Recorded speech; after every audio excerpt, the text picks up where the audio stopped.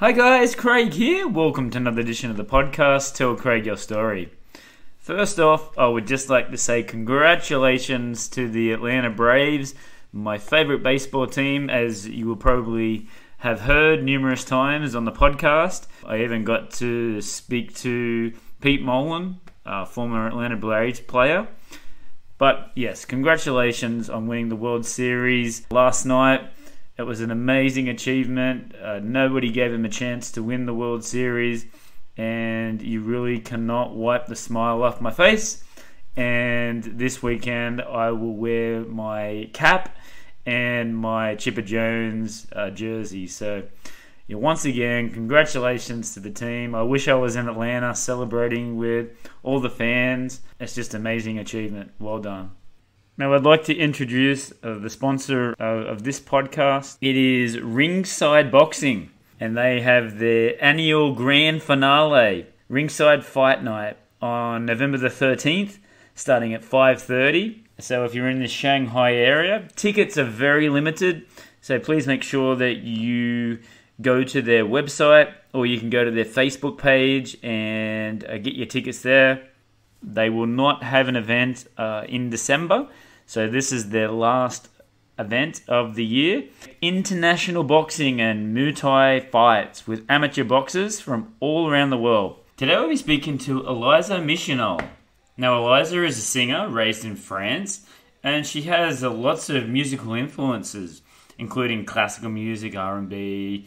She was a member of the Sankofa Unit Gospel Choir. She also talks about having the opportunity to go on Paris Idol. She moved to Shanghai and she became the lead singer of the Fuji La, which is a tribute show to the Fugees. And she's performed at many venues around the Shanghai music scene. And she's also in Elsa and the Fongs. Now, Elsa also shares her love and passion for art. And we talk about her podcast as well. But before we go, please go to our website. We're at Podbean. Tell Craig your story at podbean.com. We also have a link tree there. You can click on this link tree link and it shows you exactly where to go to find Tell Craig Your Story. We are on Google Podcast, Apple iTunes, Spotify. We also have a YouTube channel there. All you have to do is search for Tell Craig Your Story and you will find us. Please make sure you're subscribing. We just have over 1,000 subscribers, so we want to make sure that keeps ticking along. We also have VK for our Russian listeners and WeChat for our Chinese listeners. At Tell Craig Your Story. All right, here we go. This is part 2 of my chat with Elsa on Tell Craig Your Story podcast.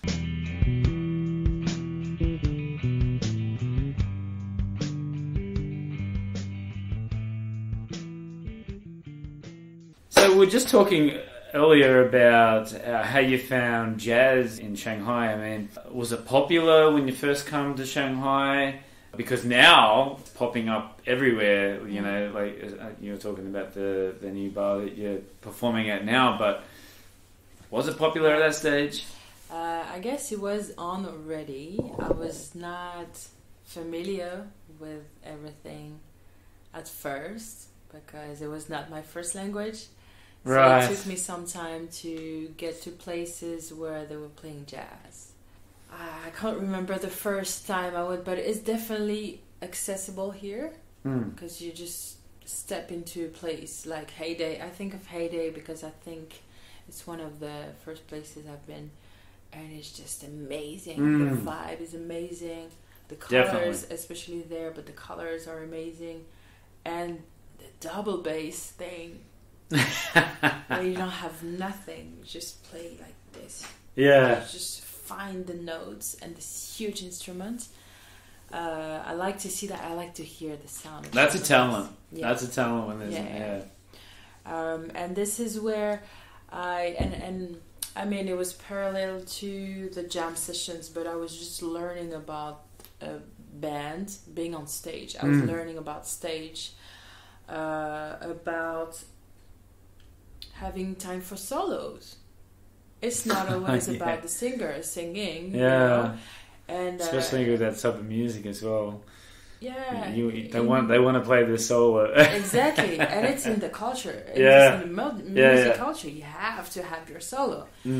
And I think it was. And again, I realized this years after. It's not when I'm living it. I don't realize that I'm actually building my education. But to be on stage, sing a cover or something, play with people you don't know, and learn to listen to what is happening, leave the solo. And one time someone told me, just don't sing now. Like, stop singing. It's the solo. And it was a bit, not shocking, but I was like, okay, you tell me to shut up, but yes, of course. And now I understand. But years after, I've been playing with several people, and now I say that to the audience. Actually, when I get this very attentive audience, I say that. I say it is what you just listen is improvisation. And it is important for me to give some space to the musician to be able to express himself today. And, solos are important, and you have to understand what is happening. And, and I like to watch people playing together, the communication that they have. This is something I really pay attention to. I guess I discovered jazz, more than in Paris for sure. I discovered a lot of other genres, like in Cotton Club, you were saying. When I first went there and you see like Denise on stage, I was like, wow. It was wild. She was doing whatever she wanted with the song. She was taking like notes, reaching notes so different from the original. I was like, this is creativity on stage. And with the jazz as well, what was your first sort of performance here in Shanghai? And what was the experience like? Jazz. The thing is that I don't consider myself as a jazz singer. Right. At all. But it says here that you were like just going to like open mic nights, right? Yeah. So what was your first like sort of proper show? My proper show, interesting story. So it actually happened in Cotton Club. Oh, right. On a Tuesday night, which was the open mic, and I was not planning to go out, but St. John texted me like, "Yeah, are you going out tonight?" And we were not even going out in the same place, out of the the jam. And he's like, "Yeah, let's just go to Cotton Club." And I said, "Okay, let's just go." So I met him there, and I was very impressed by this place every time I would go because the musicians were so good. Yeah. And I would just hide, in the second part of the bar. Right. In the back, and I would just sit there quiet just because it was too impressive for me. And this one at the Jay-Z Club, it was two places very, very impressive. Is the Jay-Z Club still going? It's still going. It's in the Found now, but it used to be a smaller, warmer, I would say. Right. Place before, yeah. And we just go there, and first of all, someone was playing on the drums, and I was just like, who is playing? And I just literally like, what? Who is playing? Because I was hearing kind of island vibe, and this was something I never heard before, and it was amazing. And then I see Jan from Mauritius, and it's like this huge smile, and I was like, "Was that you? Why do you play that?" And yeah, from Mauritius. And it was just so okay, I take the vibe. And then so it was the open mic. And I go on stage with John. He was like, "Yeah, let's go. No worries, let's go." And we both go on stage, but then he leaves the stage on the other side. I'm like, what are you doing? He's like, don't worry, I'll be there. Don't worry. And he just leaves me alone on stage. Wow. And like, what is happening? Why? Like, stay on stage with me. I thought we were about to sing together. Yeah. And it was one of those jams when you create music. It's not about covers. So I was on stage not knowing what I would perform. Right. And so you had this guy, Eddie, on the guitar. And he knew my vibe. He heard me before. So he just gave me a note. Yeah. That was right in my range. And he was like, you like that? You like that? Yes. And he started to play. And I was like, okay, trance. I just entered in a thing where I just improvised the whole song, lyrics, everything. I was just somewhere else. Yeah. Amazing time. And, you know, when I opened my eyes, I was like, okay. Everybody is like, nice. And so that was, very, very me, very, you know, intense and intimate at the same time, and very soulful. So that's why I call myself more soul in the way that I put soul in what I do. And when I get off stage, there is Anne. She was a producer.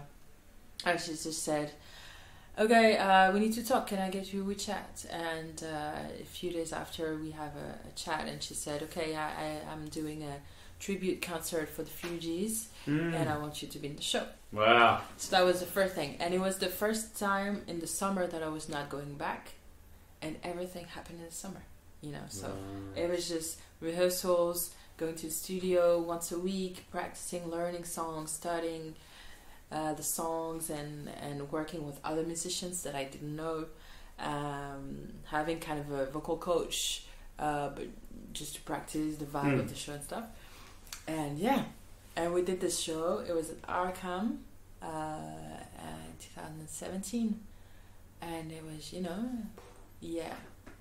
on stage with a lot of people. Yeah. And years after, people were still talking to me about the show. When was this? So nice. It was in 2017. 2017. And with this whole Lauryn Hill Fugees show, it was great. It was great. So, with this performance, who was playing the music with you at the time? So we had, first the singers. There was a girl called Toto. She was a singer with me, so we would harmonize everything. Right. And there was Shani. She was helping us to get better, obviously, and she was a singer too. We had the rapper, which was Rod, and on the drums, I guess it was Jill. It was Jill on the drums. And on the guitar, it was you had all sort of connects, right? And so you know, we have this groove with Jill because he understands this, and it was very nice to just see everybody enjoying on stage, and so that was my first show. Oh, that's a big one to start. Yeah. And then did you sort of take off from there? Like, were you getting more people coming up to you, sort of like offering you sort of more shows? I was not counting. I was not expecting anyone to come to me, to be honest. So I was still going to jam sessions, meeting people, you know, getting to learn new songs. That's a real cool thing to do, man. If you're a musician or if you want to start a band in China. Doesn't matter what style it is. You go to like these open mic shows, or you go to the Chair Club on a Monday night or something like that. Yeah. You'll find some musicians that, you know, if you really want to look. Yeah. That's why I recommend to people when they say, I want to just go put yourself out there and meet people and feel the vibe, you know. I got pretty close to some musicians because we were seeing each other each week. Yeah. And our vibe was just matching. The voices, and we got to do stuff together for music. Not really, not big stuff, but we were just talking about music. Yeah, how did it happen after? I was called for a show where I had to do ad-libs with a DJ, which was pretty weird for me because... Ad-lib? Yeah, like do whatever voice things with a DJ playing. It was weird for me. It was uncomfortable because you have to improvise melodies out of a... It was strange, but still a good experience. Yeah. After, I don't know. I was just really going to jam sessions. And what songs were you playing in this Fuji show? I guess all the Lauryn Hill, Miseducation of Lauryn Hill album. But Zion and Killing Me Softly, stuff like that, were songs that were really...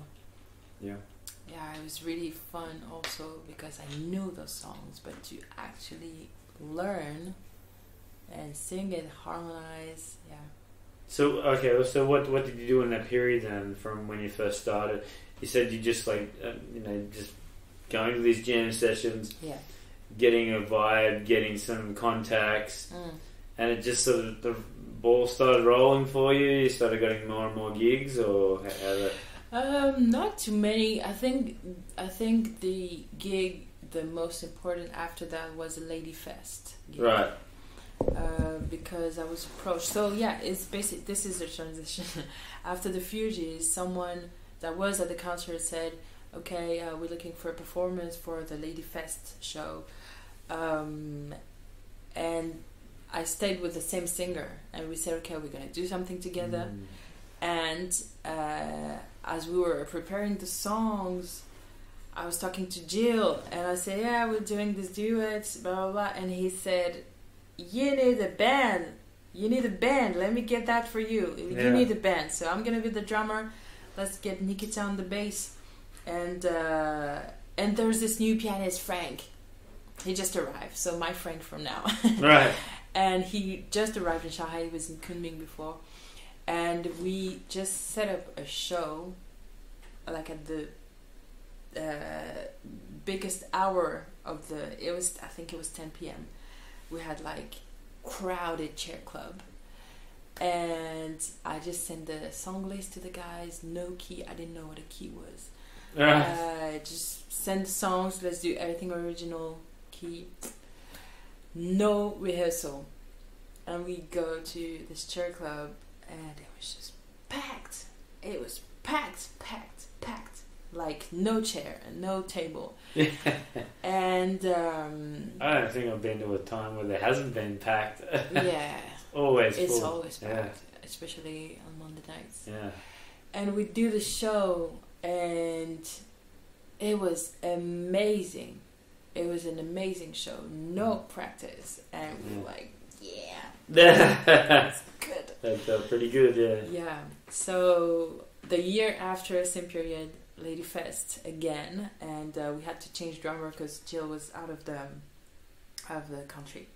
So we had Terrace from the US, and it was a Yuintang. So that was a big show. Yeah. A lot of people that came, especially to listen to us, and they were really into the music, and an amazing show, amazing vibe that what we received from the crowd, what we gave. Also, I was so sick the day before, the morning, like I was in the hospital, so I was like, okay, it's now or never. But the energy was incredible. I think we had one practice, but it was crazy. And it was all about the groove. It was all about, Erykah Badu, Jill Scott, Angie Stone, stuff like that. And it was just amazing. And this is where we said, okay, we stick together. Yeah. So the writing music, I think, was in between that, because I try to, when I have a melody in my house, to record in my head, to record on my phone. I guess I had some stuff already. And basically, when we decided to stick together with the band, Elsa and the Fongs, at some point I would send music to Frank, and I said, okay, what do you think? This. And it was just this song. Because it's like you're giving your baby. It's like, this is my, you know. So intimate. Yeah. It's so intimate. I know he doesn't listen to lyrics, but I was just definitely talking about intimate stuff. Yeah, like relationship and stuff. And he was like, are you playing? I'm like, yeah, I'm playing. What do you mean? He said, yeah, it's good. Okay. So he worked the songs. He worked on it, and then he was like, okay, we can do something. And so after practicing with the band, we got Francis on the bass. We decided, okay, we need to be serious. So we were going to the studio every week, practicing. And then at some point, we said, okay, we want to try this song. So, you know, it was my song, and let's try this song, what can we do? So, you know, how to structure the song. I was not sure if they would like it, and in the end I said, okay. So I started to actually make a list of all the songs that I have written and try to see what was possible to do. Yeah. So that's the whole process, and is that still continuing to this day? Is it still? I write less for sure, because it's a way of expressing, but I don't express the same way for all the people that I meet. I'm talking about relationship. I'm more into painting now, I would say. So I saw that on your WeChat. Sorry, a bit the fan of the arts. So tell us about that. Has that always been a passion for you, like outside of the music? Yeah, I would say that. I remember myself as a kid drawing. Now I don't draw. I don't know how to draw, but I was just reproducing stuff and painting, and I like using colors. You know, so that was big opportunity here in Shanghai also. Oh, of course, yeah. There's art galleries everywhere here. Just I'm looking for. This is parenthesis. I'm looking for artists, French and Chinese, whatever, and I just see a post. I'm like, okay, I'm gonna send what I'm doing now. I was just painting a triptych. My sister bought me 3 canvases before I left. So I had this. I didn't know what to do, so I just did some patterns, forms, whatever, and I was just painting. And I sent a picture of the guy, and I said, okay, I'm doing 3, but I'm only at the first one, something like that. And she's like, oh, I love it. Okay, text me, send me this. We go to an exhibition in Suzhou. Wow. I'm like, what? That's cool. Yeah, it's for the 50 years anniversary of the relationship between France and China. I'm like, what? Wow. And it's 20 for 20, you know, so I'm like, okay, yes, what sure, an honor. let's do it. Yeah. And it was when I was there the first year, so it was crazy. But yeah, you know, you have these opportunities in China that are valuable. Especially in Shanghai. But I don't write music a lot right now. I actually explore a lot those new songs because we got to create with Elsa and the Fungs. We got to create music from jamming together, from input from bass player, input from drums and from piano. So it was not about me, but we created a set with all originals, and we got a call. Well, I was pushing a call from So Far Sounds, and the girl was just like, yeah, are you ready for like a year? And I said, no, I don't have a full thing now. But then it was a goal for the band, so we said, okay, we choose a date and we work for that. So that's when we started to get more serious, and we did a So Far show. And how do you pick the musicians that you play with, or do you just sort of like, or how's that process work? Like, I am a very sensitive person, so I feel a lot, and whenever something is natural, I go. You gotta get a good vibe with the band, right? You're sharing something together. So. And this was built over time, but I believe that the first matching was good. For Frank, for example, which is the one who's been there for the longest time in the band, I didn't ask too much. He doesn't talk too much, so it was just okay. He's there, he's good, working. He's shy, but he did not question the groove of the band at all. Even if he's a classical pianist, you know, but it was working. Sometimes they just want to play. But sometimes it doesn't work. That's true. You know, sometimes that's very true. You know, and I don't know how to speak music in a technical way because I didn't study it, so I can't explain to people what I want to feel. So if I don't feel it, then it doesn't work. And but that's also a good thing to have as well. Like, instead of being very technical, and it's also about a feeling, and like just I totally understand.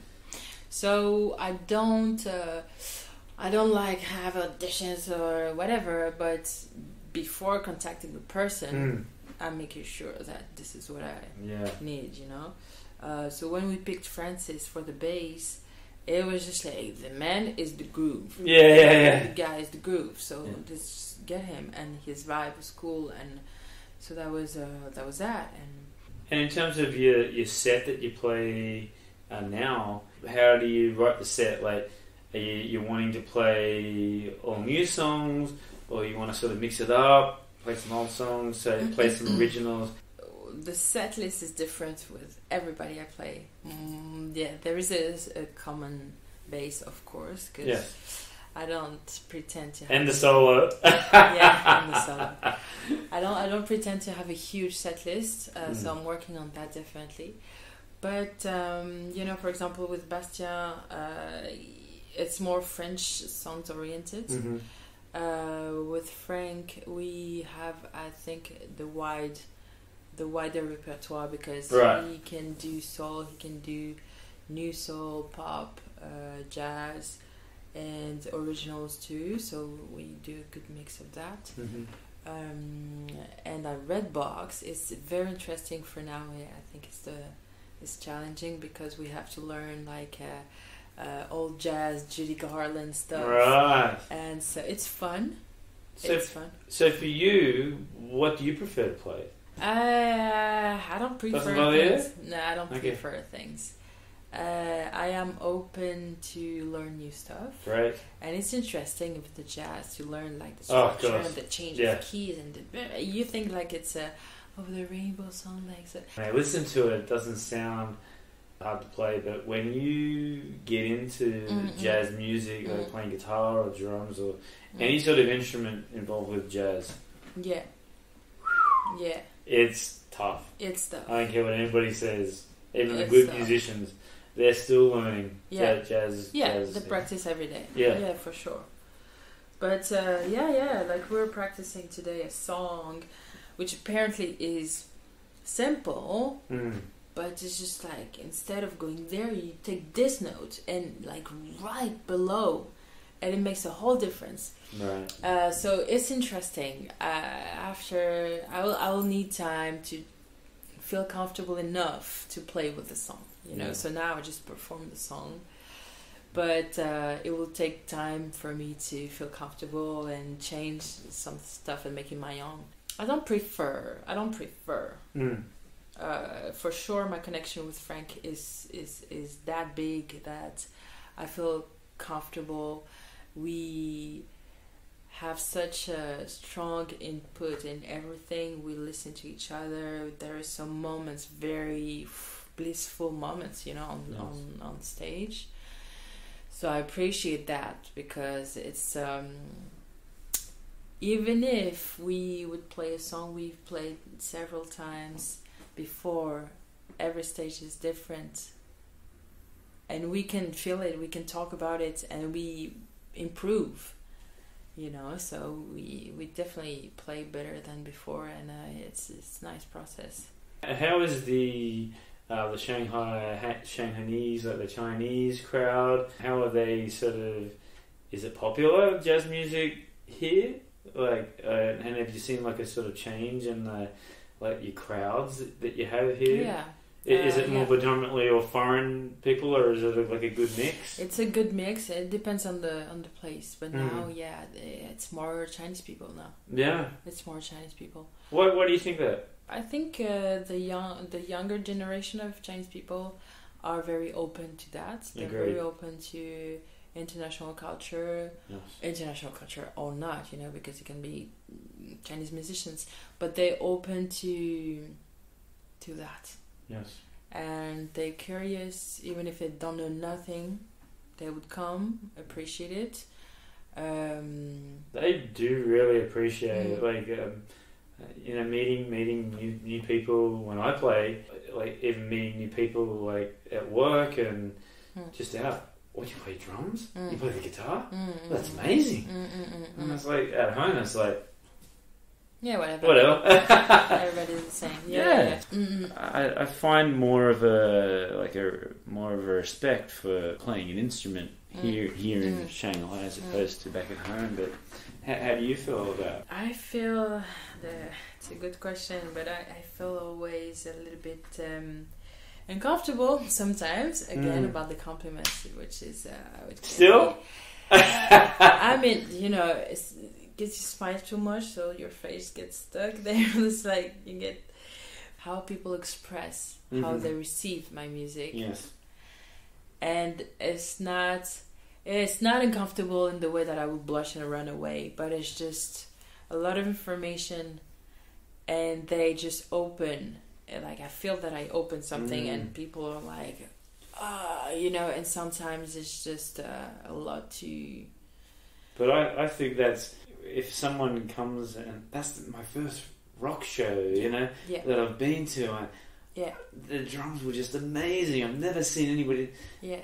To me, that's a great compliment, a great feeling to show somebody for the first time. I had that a couple of times where people come and saying it's the first time in this place. I'm so happy that I came because you're here, or stuff like that. Yeah, it's just very it's very personal. What people say sometimes is just beyond. But even some of the biggest musicians, talented musicians in the world, they're still very uncomfortable with people coming up saying, "Oh, you're the best. Oh, you're such an influence. You're a hero." And I was like, "Oh, I just playing my guitar or just singing. I just sing, But it's interesting, and I do take time to stop and talk to the people. Yes. To just be very human, and they appreciate that too. Definitely. Some people come several times in a week or in a month to see me. Yeah, very. And I was trying to understand what was happening, and I had this friend telling me yesterday night, and she's like, "I'm sorry if you see my face too often, because I need, you cleanse me, basically. It's like you're cleansing me, and I needed that."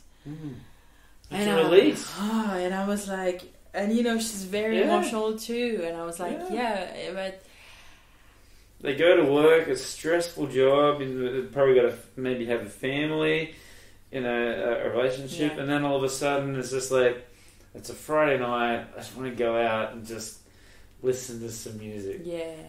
But now that I'm on the other side, it's just like, okay. And it's just very intense. All the comments that I receive are very intense. Well, look at your WeChat your WeChat group. It just every time I log in, it's like Elsa's invited 2 or 3 new people. Lots of videos, and so I can see like a little bit, slowly sort of building up. So it's really cool to see. So, talking about people coming up to you and sort of giving you compliments, what would you then say to like a young musician or a young vocalist that wants to give it a shot? What advice would you give them? Be yourself. It's corny to say, but be yourself. There's no point of copying anyone. You can get inspired. Yes. You can be inspired, learn from others. pick up the things that you like, make them your own. Mold it, yes. Yes. I totally agree. Because there's no point of being a same voice in a million, same radio thing. Do your thing. Don't let people tell you that your originals are weird. Just do it. Find the right people. Just do it. And enjoy, And you were saying before that you didn't even have, like, vocally, you weren't trained, so you can do it. You don't have to spend, years and lots of money and try stuff. I said that recently to someone, and he was like, "Yeah, but you got the talent. I don't." Like, some people don't know how to sing. You don't know that. And you get up and try, So definitely try, And I realized that all the humming that I was doing, when you're cooking or whatever, trying to just play with the song, change one note and go there and try. All this was actually so useful because now this is the liberty that I have. Yes. Because, I don't understand scale. Stay in this scale and you can pick this note, this note. I don't think like that. But it was just, this would sound good. So all this was little practice. Try, sing in your house. Yes. And hear yourself. Hear yourself. Speaking of recordings, are there plans for you to go into the studio and do some recordings? Yeah, we would like to. We wanted to. These recordings these originals are probably a couple of years old. Yeah, because we performed. So after the So Far gig, we performed at Shake, and it was literally 2 weeks before the COVID shut down. Oh. So we had 2 performances with the band, with originals, and then and the drummer Terrace had to go back to the US. So this is where we lost one member, and I said, "Okay, what do we do? What do we do? We lost the drummer." Yes. And until this day, he's not here, so we had to, we put everything on hold. Yes. But the plan was to go record live in the studio. Right. See, that's the other thing that I'm always interested to do it, because I've done it before, and a lot of bands as well. You go and see a live band, and it's like, that's amazing, but then you hear them on a recording, and it's like, they sound better live. Yeah. So you said you're going to go into a live. Is it like a show, or are you going to have not live like in a show, but live in the studio? Just press record and go exactly, and just play. That's a good vibe in real life. Yeah, this is what I know. Yeah, I like to say that I am I'm a kid from the jam, So this is what I know. Yeah, it's not like you play this and then I don't know that. I don't want to know that. I don't want to, not now. I know there's new technology where you can sort of play like a riff or something like that, a guitar riff, and then you can copy and paste. And same with the vocals, you can just sing the vocals once and then just... Yeah, no. It takes all the fun out of it. And I want the organic thing. Yeah. Even if there are mistakes. Because then they're going to come and watch you and like... That's what I want to hear, even for us, because when you train to just have the chorus ready, it's not the same as working the whole song. Yes. So if we want to be able to perform, we should be able to play the whole song. Yes. Entirely, So that was the original plan, but so now we didn't really replace the drummer. We did 2 shows with 2 different drummers at Blue Note. Damn drummers, I tell you. No, but we have to try and find the groove, because this is very important. If I have to explain what I want to hear, it's too much words. So we had 1 show with a more jazz drummer. I didn't feel comfortable on stage. Not all on him, but the general thing was not. I was not comfortable. But for the second show, totally different. Totally different vibe. Yeah. And I experienced emotions, physical experience that I had years ago. Mm-hmm. And I was like, okay. So just trying to see who will fit the best. And we have a third show with the Fongs at the end of this month with a third drummer. Mm-hmm. So let's see, you know. Mm-hmm. And after that, let's see who is willing to record live. Let's just do it, and we have the EP or whatever. I don't know. Yeah, I need to learn about this, but definitely the plan is to have an EP, and then maybe in the meantime, I don't know. I'll see. I want to have video clips of some of the songs. I want to have visual on that. So let's see what can be done. But yeah, can't wait to be in the studio. Speaking of that, we already touched on it just then, but plans for the future. What's the plans for Elsa? You've already made a huge step, making this a career. So where do we go from here? For the music, really, I can't really tell. I'm sure I want stuff to be more visual. Mm-hmm. Yeah, so either I will explore with a director. I think in this era you sort of have to. Yeah, record. Get some. I don't really mind. I can just put a picture and put the recording. Sure. But I want to have some images. So either like Lana Del Rey kind of vibe, on self-made video clip, something like that. That's a huge question because my future has everything I want to do in, so it's arts. Well, the other thing I saw was modeling as well. Modeling, yeah.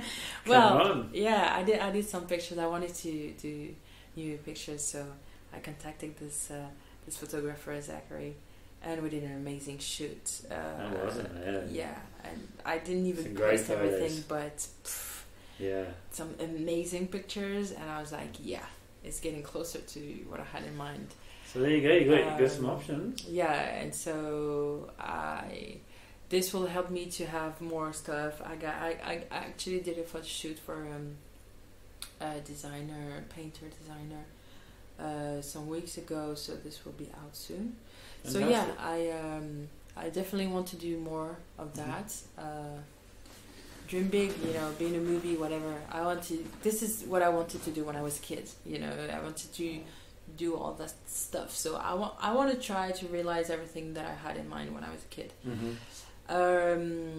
Arts. Let's go for an exhibition someday. I don't know when, but I finished some painting that I started in 2015. I finished them this year. Wow, that's cool. Yeah. But that was, it was not breakup songs, it was breakup paintings, so I'm trying to just close all the chapters of that. Well, they have to take out a mortgage to buy this painting? I don't know yet, I don't know about the price, but yeah, I want to have an exhibition, paint more a little bit. That's fantastic. And I will keep While you're touring around the world, right? Yeah, I don't know. Let's see what happens. I want to keep a foot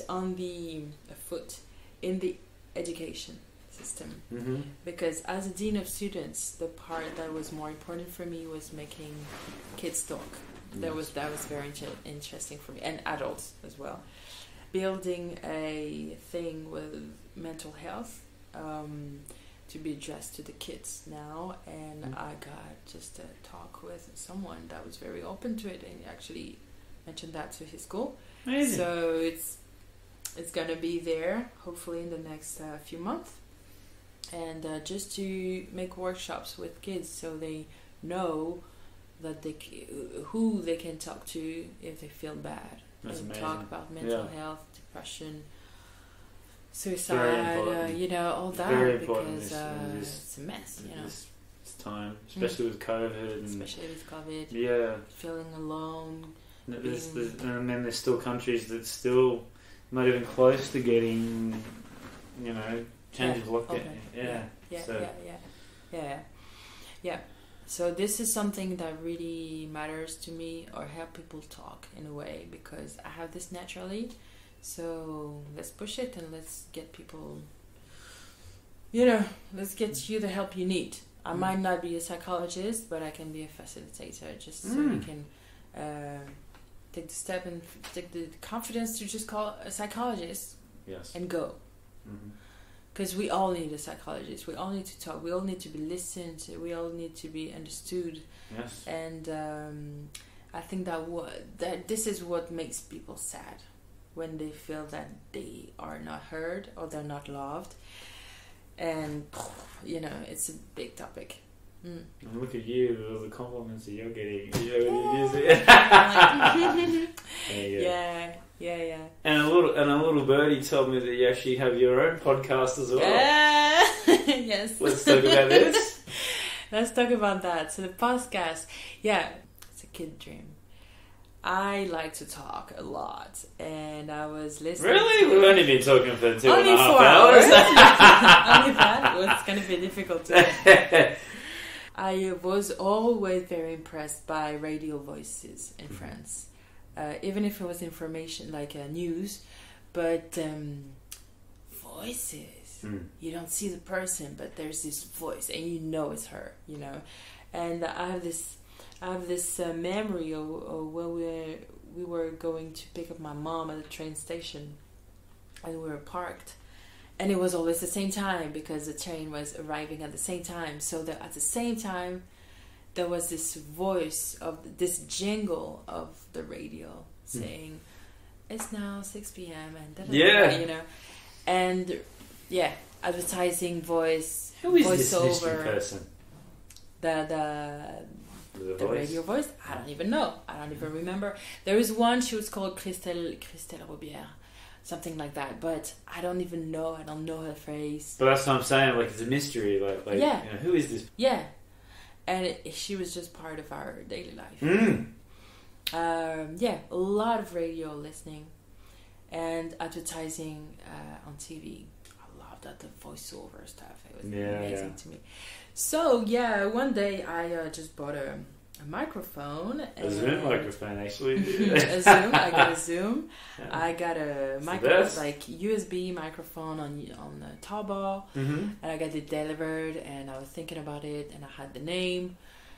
And I was just like, okay, watching a little bit of tutorials to understand a little bit the editing, how to structure a podcast, what you talk about, and all that. And one night, in the middle of the night, I just wake up and I say, okay, hi guys, so if you're listening to this episode, it means that I actually posted it.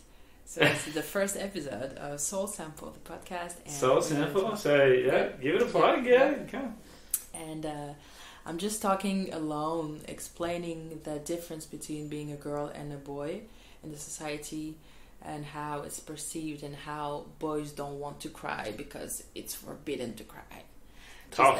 You gotta be strong, you're a boy. Don't be like a girl, why are you crying?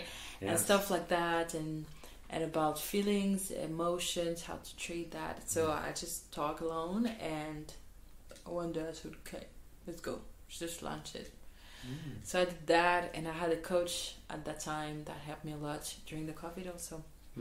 3 months coaching with Ben, and I asked him, would you like to be my first interviewee? He said yes, of course.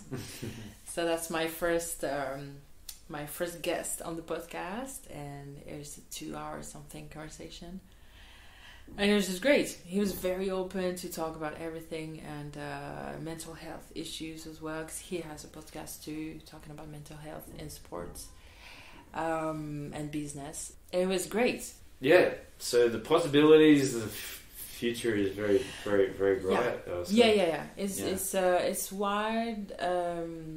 I don't want to close it, because that's also one of. And you're sort of happy, sort of here in Shanghai. Is this where you want to be based at, or you're looking to sort of move somewhere else in the future? In the future, yeah. Yes. In the future, I'll move somewhere else for sure. I have Spain in my mind for quite a while. Interesting. But I'm staying in Shanghai because this is my place where I grew up. for sure. As a woman, as an adult, as a businesswoman, which I'm not really yet. But I grew up a lot in Shanghai. You know what? Me too. Now that I look back at it, you've just...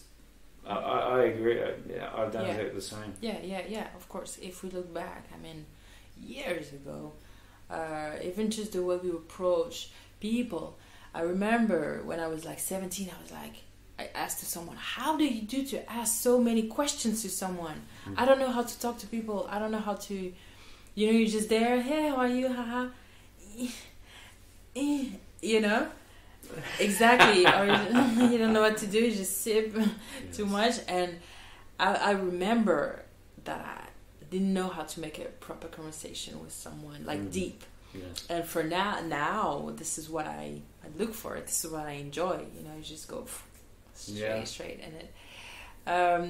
So there's a lot of evolution, a lot of experience, a lot of meetings, a lot of people that brought me stuff personally, professionally. I met so many people,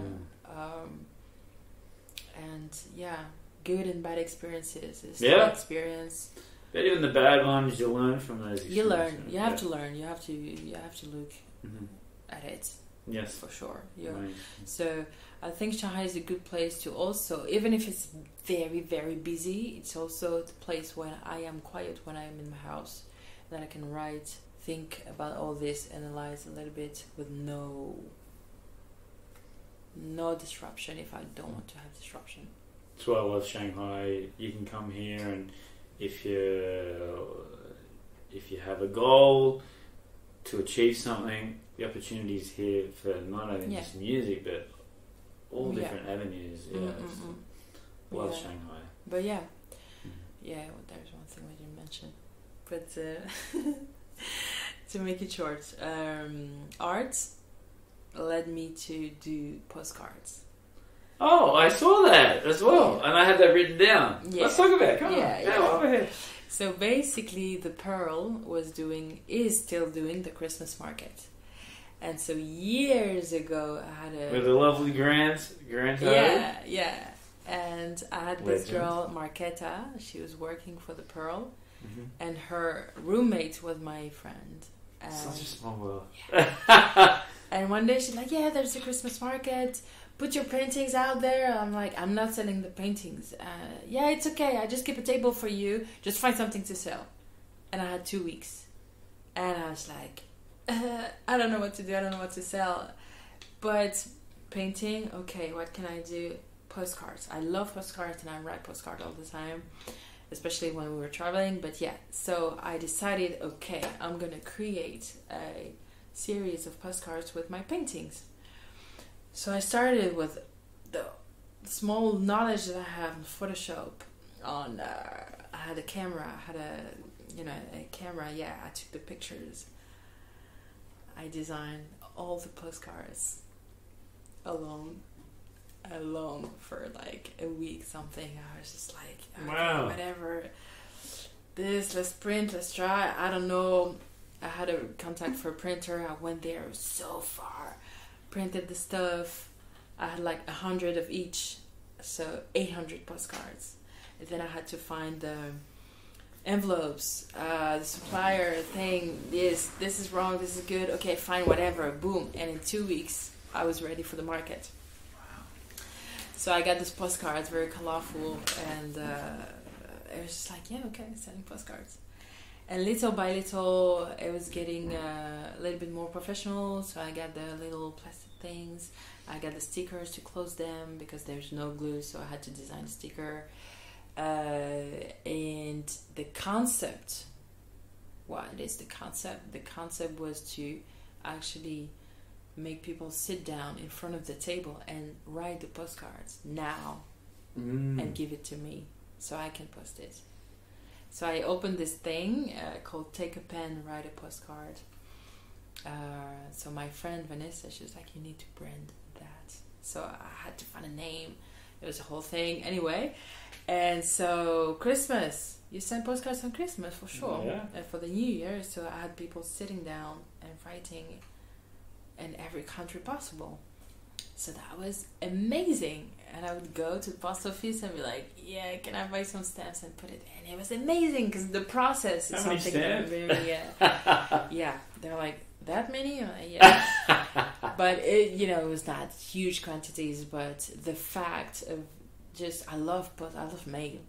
And the fact of just going to the post office and mailing that for people and then having feedback that they received. It was just amazing. So I was doing once a year. And then this year I happened to be at the Jashan market also. But yeah, it's going well.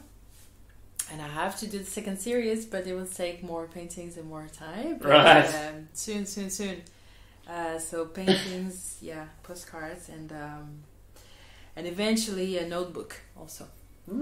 Yeah. That's amazing. Yeah. Also, let's talk about your social medias now. Where can we find you? For Chinese listeners and for international listeners? So, amazing question. Instagram. I just actually opened the page. That's why I say amazing, because there's a few followers now. It's just a transition. So it's Elsa Michanol, Michanol. Elsa Michanol on Instagram. There was Elsa and the Fongs. Oh, yes. There's a page for Elsa and the Fongs, which is Elsa_Fongs. But I felt like I couldn't share everything not related to the Fongs on this page. That's why I opened the other one. Your personal account now. Yeah. So my public face account. We have the YouTube channel for Elsa and the Fongs as well, where we posted the So Far concert. And for China, I am not really big on the channels. WeChat? On the WeChat channel,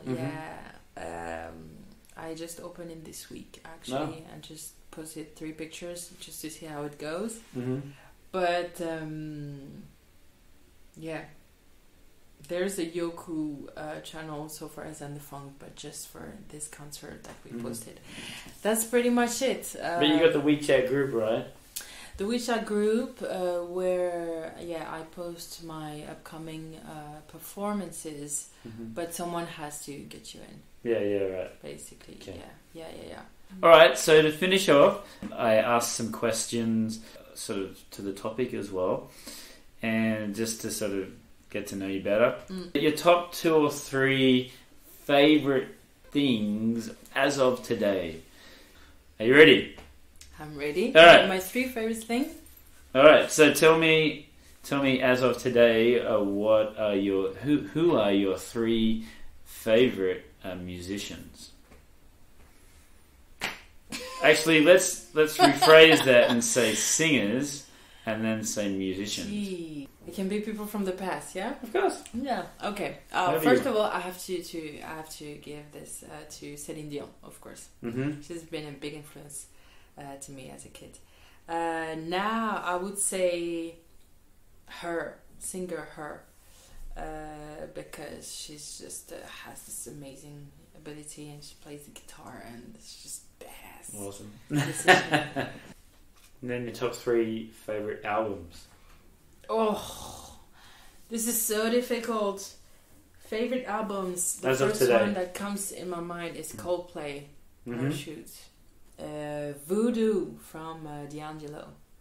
Amazing album. Amazing. Top 3 favorite books.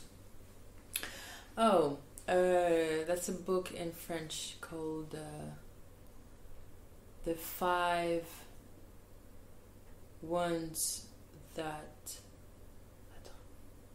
The 5 emotional ones that makes us who we are today. Something like that. Yeah. Let me try to do that. Yeah, it's about basically the 5 youth scars, emotional scars that we have, and it just describes how the families of you've been hurt by this, so your mask as an adult is this. I just like this book. It's simple and just clear. Le blé en herbe. It's all in French, but the blé en herbe, which I don't know how to translate. But it's like young, wet grass. Just so poetic. I had images of this book that I imagined for years after reading that book. Yeah, pretty beautiful book. Last question. Who is your biggest inspiration / hero? I will call the same person. It's a friend of mine. Her name is Zoe, and Sophie, but Zoe, we call her Zoe. She's an illustrator, and just because she had this never-ending energy, and if I consider that I do a lot of stuff, I'm nothing compared to her. Yeah, she's always doing new stuff, always creating stuff, always having let's go, let's try, let's talk to this person. And she's very motivated, and she's very down to earth. She used to live in Shanghai for more than 10 years, and when the COVID hits, she went to the US. She was in the US for holidays, and she never came back. So I had to move her whole house, to empty her whole apartment, keep the cat with me. That's why I have a cat now. But she was just always positive. Yeah, let's do that. And now she has a life in New York, completely amazing, creative life, So I would say her. She studies, she does music, she draws, she do like jiu-jitsu. She's just inspiring. It's inspiring. I want to be able to have this rigorous motivation. Yeah. But a lot of people inspire me. Actually, I'm surrounded by amazing people, by moms. Moms. Yes. It's a thing. I'm surrounded by people of all categories of job, hierarchy, and all backgrounds, and so it's hard to choose. But the dedication that people put into their life to make it cool, I think everything is an inspiration. Well, that's a great way to finish the podcast, I think, Elsa. Yeah, thank you so much. Thank you very much for coming on. Amazing talent, bright future. Thank you. I love how you're just going for it and you're giving it a chance, and I really, really respect taking that chance of having a career and then doing a passion that you really want to achieve and do it, and that's much love and respect for that. So thank you. All the very best. And just before we finish, what are your shows coming up? Do you have any shows coming up in Shanghai that you want to promote? There is this festival on 31st of October with the Chair Club Band. So this will be open to the public. But my regular shows, House of Blues and Jazz, M Glam, and Red Box at the moment. Yeah. All right. Check out social media, and when you do that recording, come back on and we'll promote it. Thank you so much. All right. Thank you. Thank you, Elsa. Thank you. Thanks for your time. Thank you.